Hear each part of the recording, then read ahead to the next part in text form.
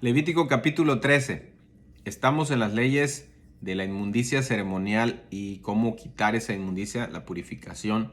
Leyes acerca de la comida, ya lo vimos. Leyes acerca de la mujer cuando daba luz, cuando tenía parto. Y ahora en este capítulo 13 vamos a ver acerca de la lepra.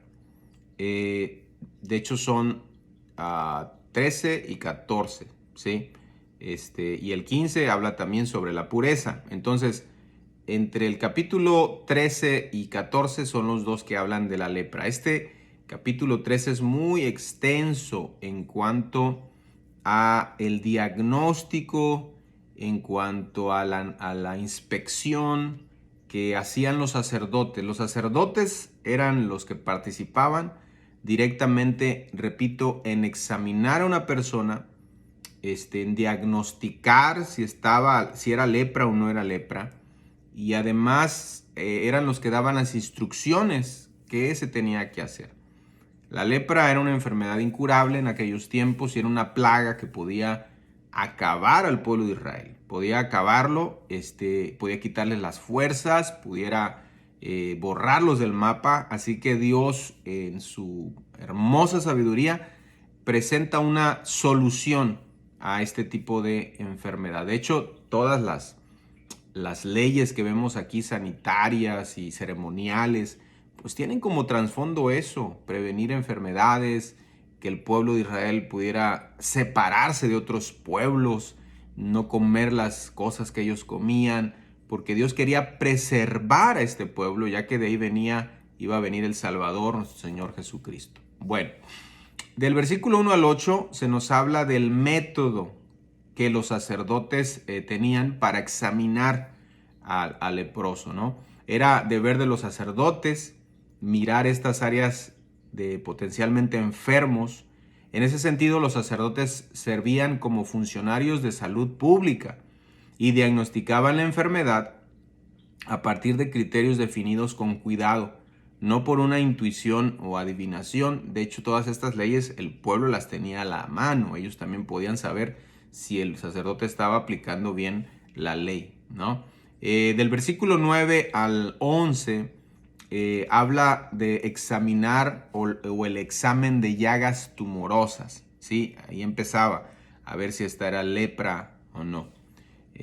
También quiero agregar que la lepra en efecto era pues una muerte en vida, un envenenamiento de todo el cuerpo, ¿no? Era la corrupción lenta de todo el cuerpo, de modo que un miembro tras otro se descomponía y caía. Así de horrible era la lepra, y esto era lo que el Señor estaba previniendo.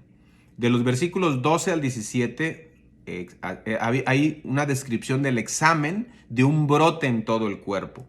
De los versículos 18 al 23 hay un examen de un absceso en la piel, ¿sí? Tenían que descartar poco a poco, iban examinando a las personas. La lepra no parecía igual siempre, así que aquí se van dando detalles. Dios les dio detalles de cómo poder diagnosticarla. Del verso 24 al 28 se examina la quemadura en la piel. Del verso del 29 al 37 se examinan las llagas en el cabello. Un comentario aquí. El sacerdote tenía la potestad de declarar a alguien limpio o inmundo, pero solo en base a lo que Dios había ordenado específicamente. La verdadera potestad no estaba en la declaración del sacerdote, no, sino en la aplicación correcta de su palabra en estas leyes. ¿De acuerdo? Siempre es su palabra, no es el sacerdote.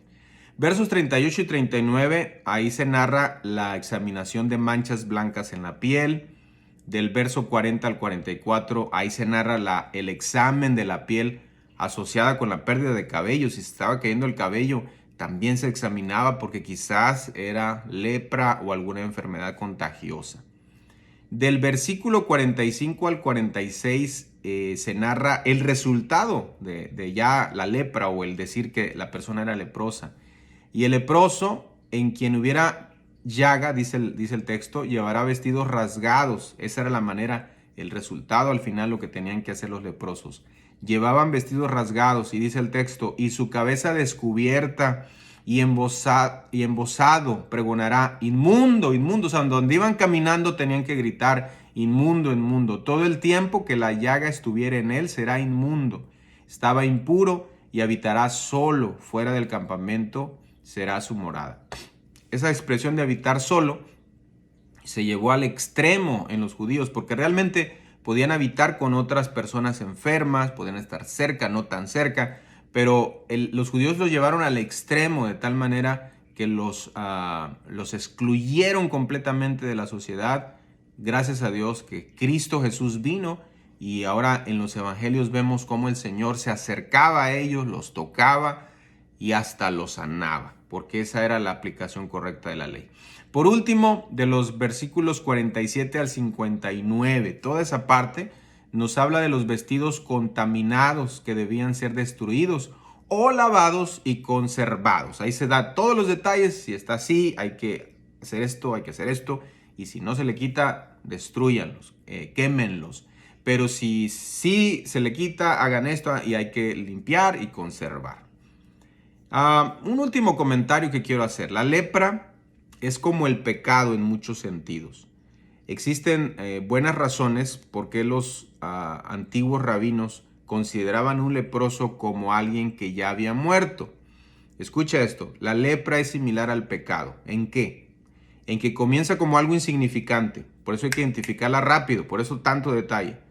¿En qué es parecido? En que no causa dolor en sus inicios. La lepra no causa dolor, igual el pecado. El pecado parece que todo va a estar bien. Crece lentamente. A menudo desaparece por un tiempo y luego regresa.